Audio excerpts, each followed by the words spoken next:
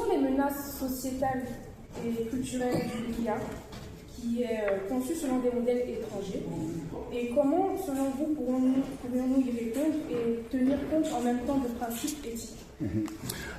Merci beaucoup. Merci de m'avoir invité, surtout vous, Soline, que j'ai rencontré à Sorbonne Nouvelle par accident. Et quand on a échangé, vous êtes des jeunes qui aimaient effectivement parler à l'Afrique. Et c'est ça qui m'a intéressé en réalité. C'est ça que j'enseigne à travers le monde. Il est temps que l'Afrique parle à l'Afrique, sans s'enfermer. Et c'est ce que vous avez fait. Et c'est ma fille qui m'avait invité. Et je suis très content d'être ici avec vous, très content d'être avec ma fille aussi qui est là, et mon ami qui arrive. Voilà. Le sujet que vous posez est un sujet crucial, mais comme je suis à la Sorbonne et très attaché au savoir et à la culture, je vais aller un peu plus loin. Vous me permettrez de faire en fait un peu d'historiographie. Le micro, il est ouvert, d'accord, ok. Alors, comme j'ai une grosse voix, je pensais que ça passait bien, mais il n'y a pas de problème. Voilà, très bien, c'est super. C'est vrai qu'il faut des budgets à la Sorbonne. Hein, c'est le gros problème. Voilà, vous voyez ça. Bien, ok, très bien. Mais sinon, j'ai une grosse voix, ça passe. Bien. Le sujet de l'IA est extrêmement important. Mais je vais vous dire une chose. Il faut savoir que l'Afrique a été un continent maltraité. L'Afrique a été un continent colonisé. L'Afrique a subi l'esclavage. L'Afrique a été mise au banc de la société. Tenez, pour l'économie en général, on participe pour moins de 10% de l'économie mondiale. Alors que l'Afrique est un accident géographique, si on parle du Zaïre, qui a tout. Et vous voyez même que notre ami Trump de l'autre côté guette les terres africaines. Ce n'est pas pour rien, ce n'est pas pour vos beaux yeux. Il y a un intérêt, hein, sinon il s'en moque. Donc il faut être fier de ce continent.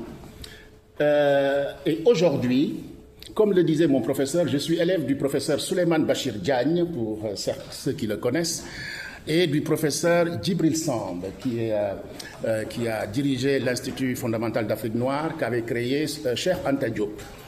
Donc je suis d'une bonne école. Et il m'a appris toujours de revenir à l'histoire pour que les jeunes ne s'égarent pas, qu'ils sachent de quoi on parle. Du fait que l'Afrique a été dépossédée, du fait que l'Afrique a été, sapée, minimisée, ridiculisée, la jeunesse africaine s'est réveillée aujourd'hui. Et ça, c'est très intéressant. Et la 4e révolution dont on parle, c'est là où l'Afrique ne doit pas rater le coche. L'Afrique a raté les 3 coches, ou on lui a fait rater les 3 coches. Mais le 4e, l'Afrique est présente. Et c'est l'IA. Mes amis qui sont plus spécialisés que moi dans l'IA, moi je suis un penseur de l'IA, je réfléchis sur l'IA, mais ces gens-là sont des ingénieurs, etc. Mais le philosophe n'est pas étranger à l'IA, puisque vous voyez, Luc Ferry, ces temps-ci, a écrit un ouvrage sur l'intelligence africaine. C'est l'un des rares à oser en parler de façon approfondie, pas pour faire peur, mais pour alerter. L'homme a créé effectivement ce que Frankenstein, vous connaissez la mythologie de Frankenstein, qui a créé une créature qui l'a dépassé. L'homme a créé une créature qui l'a dépassé. Mais le philosophe dit, tout ce que l'homme crée, il peut le défaire. Tout ce que l'homme fait, il peut le défaire. C'est pourquoi je suis très optimiste, extrêmement optimiste.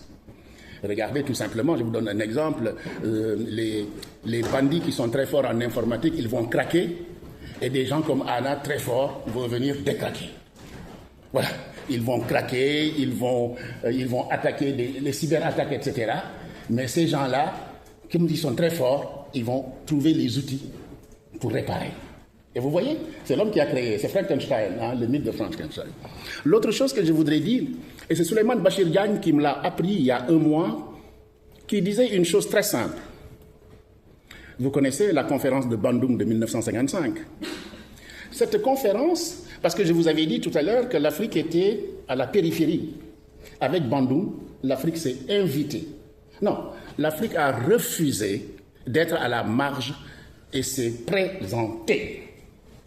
C'est ce qu'on appelle la déconstruction de l'européocentrisme. Avant, tout était européen. Bandung a dit non, il est temps que l'Afrique se dise. Ça a été une révolution, une révolution. Mais la révolution n'a pas beaucoup marché, parce que nous ne sommes pas unis, parce que nous ne savons pas coopérer. Le dernier exemple, c'était la Covid, où on a été ridiculisé. Moi, j'étais énervé. On a des savants comme Anna, comme Ba, etc. Mais on n'a pas mutualisé pour faire face. On a été ridiculisé, on nous a offert les vaccins. Alors qu'on n'a que des grosses têtes en Afrique. On en a. Et l'IA va effectivement montrer leur présence, leur capacité et maintenant ce qu'ils savent faire. Vous me parlez effectivement de l'éthique. L'éthique est une chose extrêmement importante quand on crée quelque chose. Parce qu'il faut entendre ce qui va advenir. Qu'est-ce qu'on va faire avec ça? Les sociétés africaines sont des sociétés solidaires, sont des sociétés où effectivement la famille est importante. C'est une société, par exemple, vous prenez le Zaïre où il y a 200 dialectes. Par exemple, comment l'IA français peut tenir compte des dialectes du Zaïre, par exemple. Je reviendrai là-dessus, sur les applications concrètes. Donc, Bandung nous a permis effectivement de nous dire, de nous recentrer et de nous positionner. Et l'éthique va être convoquée pour tout simplement nous dire attention à cette nouveauté, cette chose que nous ne connaissons pas, qui est merveilleuse. Mais toute chose merveilleuse présente des dérives. Par exemple, comme nous sommes des sociétés solidaires, l'IA peut nous fragiliser, peut nous diviser, peut introduire des fake news qui font légion au niveau, par exemple, de la politique, les sondages. C'est-à-dire que l'IA est capable, effectivement, avec son intelligence et ses supercalculateurs, manipuler les consciences. Et c'est là que chaque individu doit être préparé pour résister. Si vous n'êtes pas préparé, ben vous êtes mort. C'est pourquoi l'éthique nous dit attention. Maintenant, dans toutes les structures d'ailleurs, il y a un conseil d'éthique, heureusement. Parce que l'humain, quelquefois, comme le disait un philosophe, science sans conscience n'est que ruine de l'âme. C'est-à-dire qu'on invente, mais on ne pense pas aux effets pervers. Quand on crée, il faut, dans une approche holistique, c'est-à-dire le tout, il faut entendre le tout. Mais si tu n'entends que la partie, ben tu as faussé tout. Donc c'est pourquoi il faut penser à la famille, il faut penser au genre, parce qu'il y a un racisme du genre qui peut être exacerbé par l'IA, par la construction effectivement de l'IA, parce que c'est une construction, et c'est nous qui la construisons. Et plus tu es costaud, plus tu construis une IA qui va effectivement favoriser une opinion. Et donc l'éthique est là pour tout simplement alerter, nous préparer effectivement à dire stop. Jusque-là, c'est bon. Au-delà, non. Donc l'éthique est là effectivement pour encadrer tout simplement et protéger et préserver notre vivre ensemble. Et l'IA, comme le disait mon professeur Souleymane Bachir Diagne, est comme l'Ubuntu. C'est-à-dire, pense l'universel. Il ne pense pas seulement le singulier. Vous nous invitez à parler de l'Afrique. Mais en parlant de l'Afrique, finalement, nous parlons de l'universel. Ce qui est à Paris arrive maintenant à Kigali. Kigali, je le nomme sciemment parce que c'est l'une des régions d'Afrique qui développe beaucoup l'IA. Et c'est extrêmement important. Donc maintenant, et comme le disait le professeur, il nous dit, M. Sissoko, attention de singulariser. Il est vrai que l'Afrique a sa spécificité, mais nous pouvons penser une IA africaine à partir du sol africain pour inonder le monde, ou bien collaborer. Un jeune spécialiste de l'IA a écrit effectivement un livre qui s'appelle La symbiotique. La symbiotique, c'est-à-dire les relations, les connexions, etc. C'est le neveu de Souleymane Bachir Diagne. Il a écrit cet ouvrage-là. Maintenant, vous me posez la question sur les mésusages, etc., de l'IA, etc. Oui, je vous ai dit effectivement qu'on peut effectivement saper une culture. Vous savez, à l'époque de l'histoire, ce sont les ethnologues, les anthropologues qui écrivaient sur nos cultures. Lévi-Bruhl, etc., etc., que nous, on a beaucoup lu. Moi, je suis africaniste, je fais partie de la Société savante des africanistes qui est au musée, qui était au musée de l'homme, maintenant c'est au musée des arts et civilisations, là où il y avait Balandier, tous ces grands sociologues, etc. Quand j'ai quitté Besançon, il m'a fallu ramper pour que ces géants m'acceptent. Je venais de province, on ne me connaissait pas. Il a fallu que je me batte. Et je vous invite à vous battre à chaque fois. Ne baissez pas les bras, les jeunes. Battez-vous. Je venais de province. Je me suis battu parce que là-bas, il faut entrer, il faut qu'on te copte. Mais on m'a copté parce que j'ai travaillé, j'ai écrit, j'ai fait plein de choses. J'ai beaucoup voyagé à travers le monde jusqu'à Tahiti. Donc, il n'y avait pas de raison que je n'entre pas là où il y avait les grands. Voilà, et il fallait un petit noir dedans. Il n'y en avait pas beaucoup, mademoiselle. Je suis entré, voilà, je suis entré là-dedans et j'en suis très, très, très fier. Donc maintenant, les Africains, comme Anna, comme M. Ba, comme Jean, ont dit non, on peut écrire. Vous savez, la nature a horreur du vide. Vous n'écrivez pas, ils écrivent à votre place. Vous n'écrivez pas. Et Kizerbo disait aux jeunes, écrivez. Même si ce n'est pas bon, écrivez. On saura que quelqu'un va vous répondre. Même si ce n'est pas bon, écrivez. Nous, on est là, on va rectifier. Tout mon travail en France, c'est d'accompagner des jeunes. De les accompagner pour qu'ils soient bons. Voilà. Leur dire, Anna existe, M. Ba existe, M. Jean existe, M. Huet existe, etc. Allez les voir, allez les voir. D'accord? Donc, l'IA, effectivement, on doit lutter, effectivement, contre toute volonté d'exclusion. Toute volonté, effectivement, de manipulation. Et pour cela, nous aurons en Afrique la main-d'œuvre, parce que l'IA, comme c'est une construction, nous avons 50% de jeunes en Afrique, donc nous avons du potentiel.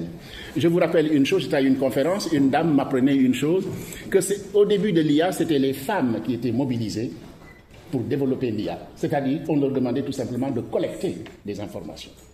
Et comme on a une main-d'œuvre en Afrique, donc il est temps qu'on collecte beaucoup d'informations en Afrique, les réalités africaines, pour pouvoir se tenir debout.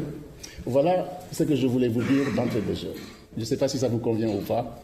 C'est parfait.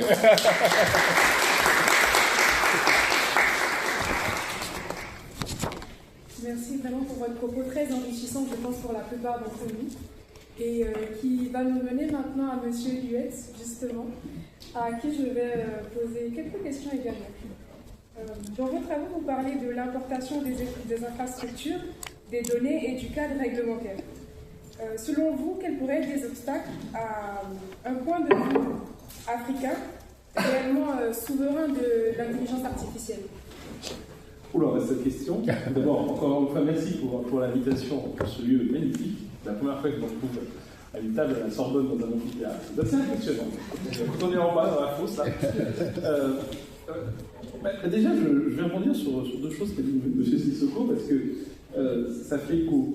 Vous parlez des constructions européano-centristes. Il faut lutter aujourd'hui contre le californocentrisme. Alors désolé, c'est un néologisme que j'ai rencontré qui est très laid. Bien compris. Mais je pense que vous l'avez compris. Les risques pour l'Afrique, pas que pour l'Afrique, particulièrement pour l'Afrique, c'est qu'il y a une IA qui nous vient de Californie, Silicon Valley, San Francisco et autres. Pas tant sur les aspects technologiques, parce que la rigueur, c'est les algorithmes, les mathématiques, c'est très bien. C'est surtout sur les données. Parce que l'IA n'a de sens que s'il y a de la donnée. Or, cette donnée, elle est quand même très californienne, très américaine, très anglophone, très peu non-anglophone, très peu africaine. Donc ça, c'est un vrai souci, parce que les grands modèles d'IA, notamment les grands modèles d'IA grand public, parce qu'encore une fois, l'IA, il y aura des usages dans les entreprises, dans les gouvernements, vous allez moins les voir, et généralement, ça sera peut-être mieux structuré, mais l'IA grand public, donc tous ces outils, cloud, etc., s'ils sont entraînés sur des modèles qui viennent que de la Silicon Valley, ça peut poser demain un problème. D'ailleurs, vous l'avez dit, parce que ça peut créer des véritables biais. Et soyons très clairs, hein, même sans aller jusqu'à l'Afrique, il y a déjà des tests qui sont faits qui montrent que ChatGPT est quand même assez misogyne. et puis je pense qu'on peut aller plus loin, les armes racistes, si on va chercher assez loin. Et le souci, c'est qu'il y a besoin de données africaines. Alors, à la fois pour éviter tous ces biais que vous avez évoqués, mais ça va au-delà. Un des intérêts de l'IA, c'est aussi, par exemple, c'est la Sorbonne, l'UNESCO qui parlait du patrimoine, un des enjeux de l'IA, en Afrique comme ailleurs, c'est quelque chose qui peut permettre de préserver le patrimoine. On oublie de se dire que des professions qui utilisent le plus cher aujourd'hui, ce sont les historiens, pour analyser les langues oubliées, décrypter notamment les hiéroglyphes égyptiens. Donc il y a un vrai travail intéressant, mais surtout préserver le patrimoine, notamment le patrimoine oral, en lui permettant de constituer des bases de données aussi. Si c'est uniquement le patrimoine européen, américain qui est préservé, on peut perdre encore plus, et encore plus rapidement, le patrimoine africain. Et notamment, une partie de ce patrimoine est aussi dans l'oralité. Alors, il y a justement une chance fabuleuse. Si on ne pas perdre ce patrimoine, sauf que si on ne capte pas cette donnée, vous l'avez dit, mais si on ne la capte pas, on va la perdre. Donc, il y a un véritable enjeu à avoir des données, des contenus africains, et également, une dimension que vous avez évoquée, sur l'aspect linguistique. D'une part, pour pouvoir utiliser l'IA dans d'autres langues que l'anglais, le français, toutes les langues africaines. Alors aujourd'hui, il y a des travaux, par exemple, d'ailleurs, des entreprises, même européennes de finance, pour s'assurer qu'aujourd'hui, la l'IA comprenne bien le Wolof. Et encore, le Wolof est une langue assez compliquée, mais assez compliquée comme langue. Pour l'IA, donc il y a un enjeu aussi à ce que les langues africaines soient intégrées à la fois dans la manière dont les langages sont utilisés dans l'IA, et puis encore une fois, dans une logique de préservation. Ça, c'est un point essentiel, parce qu'encore une fois, j'ai envie de dire que si les algorithmes sont 100%, après je vais mettre un bémol à ce que je vais dire, américains, on dit, ils ont de l'argent, ils investissent là-dedans. Si les infrastructures, notamment data center, je mets aussi un bémol, sont en Alaska ou en Finlande séparables, il faut des endroits froids, le vrai problème, c'est pas les algorithmes, c'est pas les infrastructures, c'est les données. Donc ça, pour moi, c'est le sujet prioritaire. Et c'est là, je vous rejoins entièrement, l'IA est aussi, le digital en général, l'opportunité de l'Afrique d'enfin être dans une révolution industrielle. Parce que les autres ont été un peu ratés. Donc c'est une opportunité. Mais c'est pas dire que c'est gagné. Je ne veux pas paraître pessimiste, mais ça se joue dans les 5 ans qui viennent. Et dans les 5 ans qui viennent, l'enjeu, c'est, numéro 1 pour moi, c'est les données, les contenus africains. Et ça, c'est une responsabilité individuelle, collective, des États, etc. etc. Donc ça, pour moi, c'est le premier point le plus important. Je vais quand même mettre 2 bémols à ce que j'ai dit. On peut aussi avoir quand même des enjeux d'infrastructure. L'Afrique, c'est 15% des utilisateurs d'IA dans le monde. C'est 1% des data centers dans le monde. Oui. Donc, même s'il y a c'est bien d'avoir des data centers dans des températures un peu plus fraîches, pour plein de raisons notamment écologiques, il y a des questions de souveraineté numérique.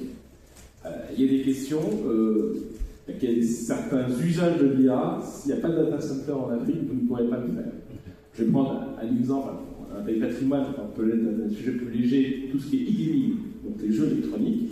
Aujourd'hui, tout ce qui est e-gaming, qui prend une grande ampleur dans les industries culturelles et créatives, l'Afrique est un peu isolée du gaming.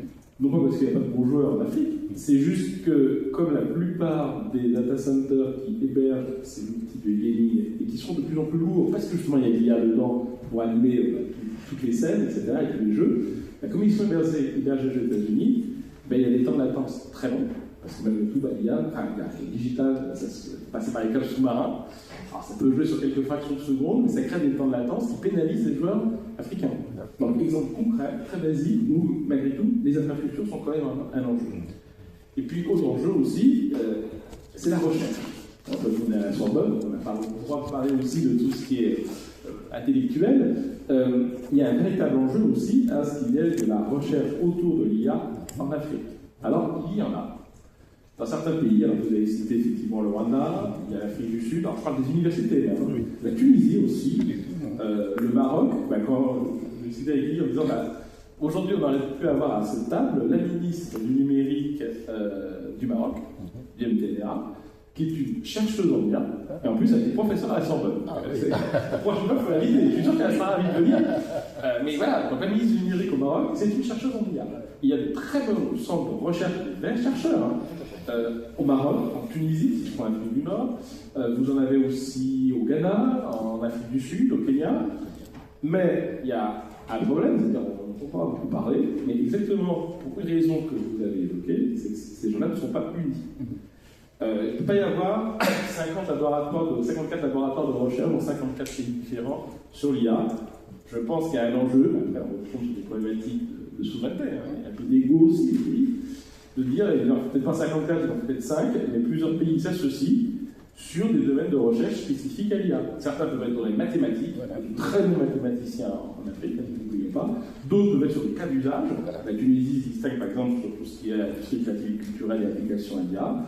D'autres peuvent être sur des améliorations de certains algorithmes. Il y a plein de sujets différents. La recherche en IA, c'est plein de domaines. C'est très mathématique, ça peut être aussi dans l'historien, ça peut être aussi dans même.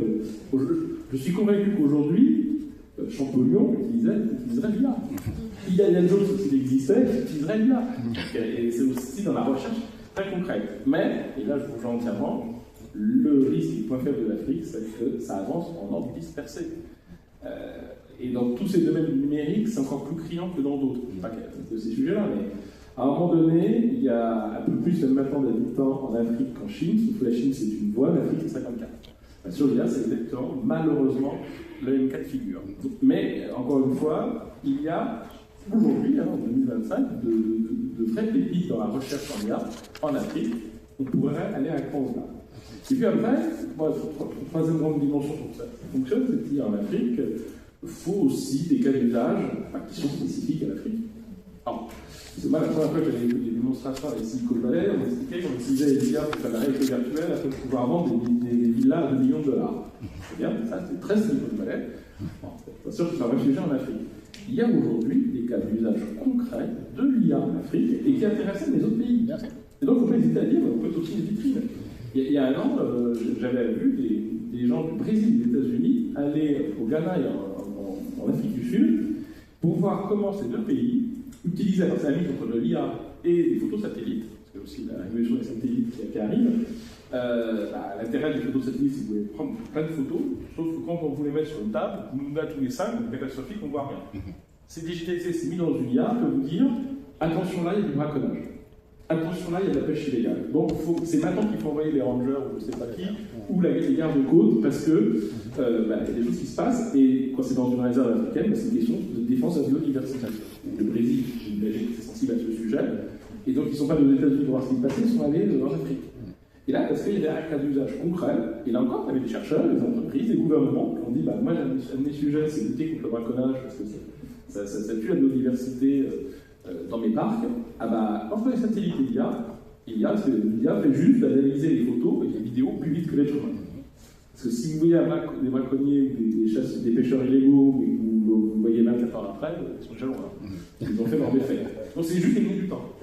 En fait, le fidèle d'usage est basique, sauf que l'outil permet de faire des choses absolument géniales. Et il y a plein d'autres cas d'usage de l'IA, et j'arrêterai là, pour pas être trop long. Je pense qu'un cas d'usage, le lieu où nous sommes, on ne va pas tourner autour, c'est l'éducation. L'IA peut être un vrai modèle pour aider à développer l'éducation, parce que n'oublions pas que l'Afrique a plein de défis en Afrique, l'électricité, il y a l'eau, bien sûr, mais je pense que le prochain défi des prochaines années, c'est de former 1,2 milliard de jeunes, ce qu'aucune région dans le monde n'a fait, l'Inde, la Chine, aucune région, aucun ensemble, d'ailleurs maintenant à former 1,2 milliard de jeunes. Si on n'utilise pas le numérique, si on n'utilise pas le digital, et l'IA, je vous donne Paris, ce sera un échec, parce qu'il n'y a pas assez de salles de cours, c'est aussi basique que ça, il n'y a pas assez de profs, et puis un prof, ça ne se rend pas non plus en 5 minutes. Et paradoxalement, on a des modèles aujourd'hui qui existent où l'IA peut, pas remplacer tous les profs, parce que si je dis ça, je vais faire sortir un militari qui est en plus mais peut aider à faire en sorte, donc à déployer encore plus de formation. Et sans ça, je pense qu'on ne fera jamais le 1,2 milliard de jeunes qui arrivent en Afrique. Bravo. Merci beaucoup. Justement, vous avez parlé d'unité des pays africains, et cette unité devrait permettre beaucoup de choses, entre autres l'accessibilité à cette intelligence artificielle. Ce qui m'emmène justement à vous poser, à vous, Madame Anna, plusieurs questions, notamment, selon vous, comment est-ce que nous pourrions garantir que les technologies d'intelligence artificielle soient réellement utilisables par les populations, notamment par des populations qui pourraient être touchées par l'analphabétisme ou